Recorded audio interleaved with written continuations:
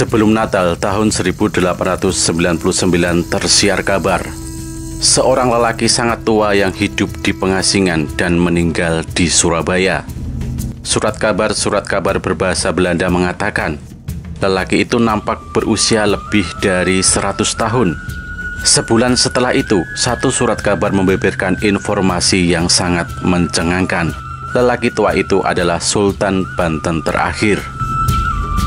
Sultan Maulana Muhammad Safiuddin diasingkan pemerintah Belanda ke Surabaya, Jawa Timur pada tahun 1832.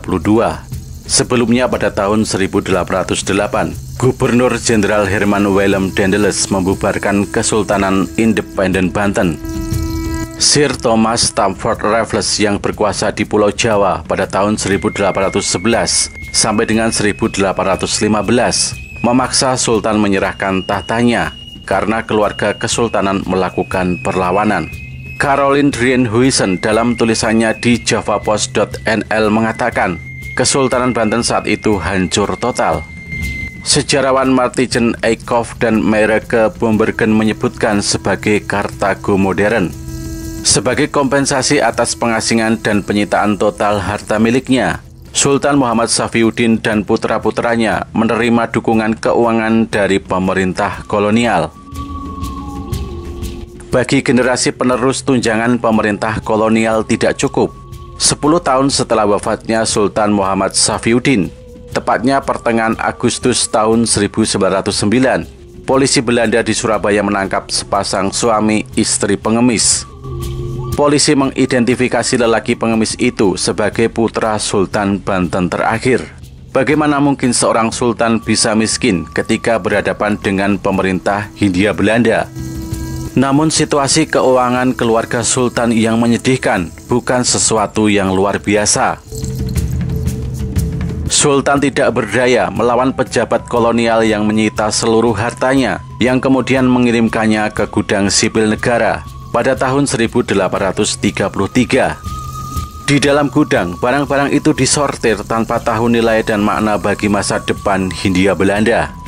Naskah dan surat-surat dikirim ke Sekretariat Jenderal Departemen Dalam Negeri.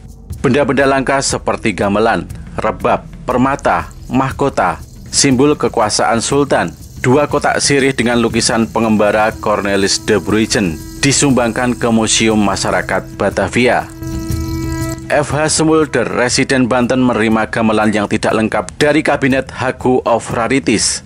Ia juga menerima manuskrip dan benda-benda Kesultanan Banten lainnya. Barang-barang lainnya menjadi bancakan warga kulit asing Batavia. Sedangkan barang-barang tak dianggap penting seperti bendera, jubah keagamaan, arca dan kursi milik raja dijual murah meriah di pasar loak atau dibakar ketika tak bisa dijual. Senjata-senjata logam dilempar ke laut, perhiasan-perhiasan dijual murah, emas dan perak dilebur untuk dibuat perhiasan lain. Freyse dan Weiser, 2 warga Eropa non-Belanda di Batavia, menyadari pentingnya benda-benda tersebut. Ketika diberi izin memilih benda-benda milik Sultan Banten, mereka mengambil beberapa artefak, sebab mereka tidak bisa mengambil semuanya. Keduanya tahu benda-benda itu melekat pada ingatan leluhur Sultan Banten yang sebenarnya. Benda-benda itu adalah pusaka Kesultanan Banten tak ternilai harganya. Barang-barang lainnya berupa keris, perhiasan, dan alat musik dilelang pemerintah kolonial. Setengah dari hasil lelang diinvestasikan dalam bentuk-bentuk sertifikat obligasi atau untuk membayar utang Daendels. Sesuai peraturan, Sultan menerima 9% bunga obligasi tahunan. Namun tidak ada yang tahu apakah semua itu dibayarkan ke keluarga Sultan di pengasingan. Selama abad ke-19, wilayah Banten menjadi milik Belanda yang utama di Indonesia.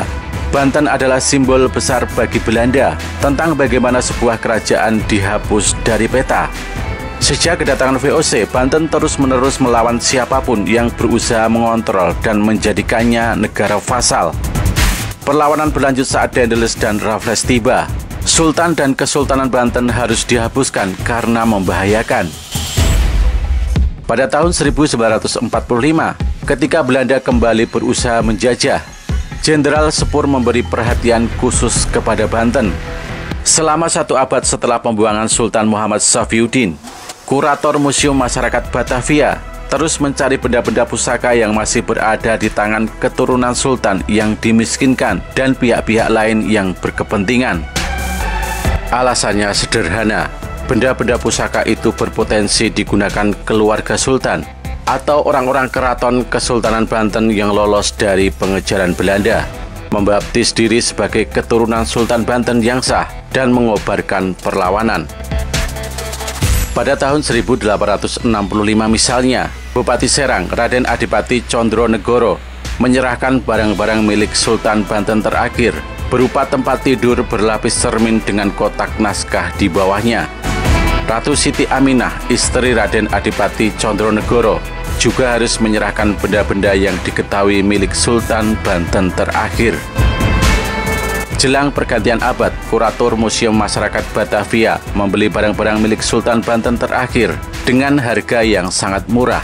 Barang-barang itu sangat penting dan paling indah.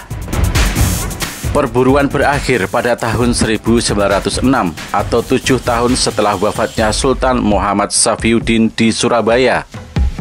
Namun museum masih menerima barang-barang milik Sultan sampai tahun 1928.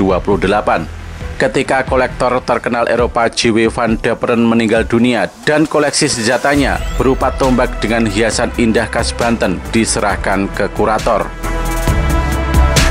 Sultan Maulana Muhammad Safiyuddin mempunyai putra bernama Pangeran Timur Surya Atmaja. Pangeran Timur kemudian mempunyai putra bernama Ratu Bagus Mariono Surya Atmaja.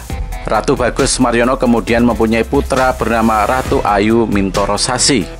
Ratu Ayu Mintoro Sasi kemudian berputra Pak Nugroho, ayah dari Ade Andrini.